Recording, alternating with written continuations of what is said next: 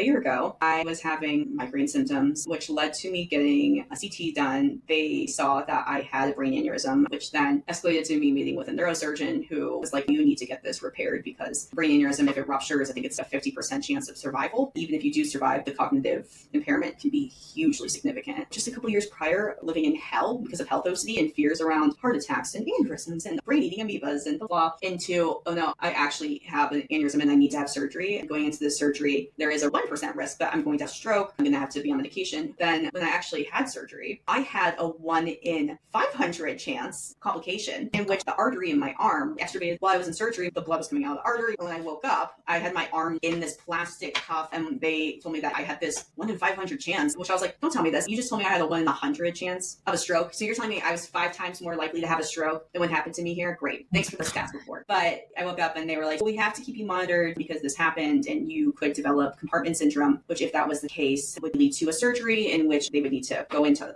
And if they didn't, then there would be the risk that my arm flesh would die and then it might have to get my arm amputated. So I was really leaning into the uncertainty. I think that's where doing ERP around health made it possible for me to survive that season because then I was faced with tons of more uncertainty and was able to live my life in the midst of that and actually make decisions regarding my health that were being fueled by clarity and by my values and being as sound of mind as possible rather than having OCD and anxiety be the driver behind the medical decisions I was making. I think a lot of people going through ERP will be like, well, I actually had this thing happen. There's what I refer to as these grains of truth. As someone that's had a lot of medical complexities and all these situations happen, I'm like, oh, I get it. And I think that's where understanding how your OCD works and where it's going to sneak in so stealthily has been what made me able to get through that situation and also continue to, because it is an ongoing thing. They found another one while they were in there and I told the doctor, I love a 2-for-1 deal. Thank you. Thanks for getting the second one. Then they did a scan in December and they're like, oh, and you have a third one. So I guess my brain is like compost soil for aneurysms and I'm able to live with that uncertainty. I wish I didn't have to, but I'm able to move forward with my life and all the things that I want to be doing and are important to me because of ERP.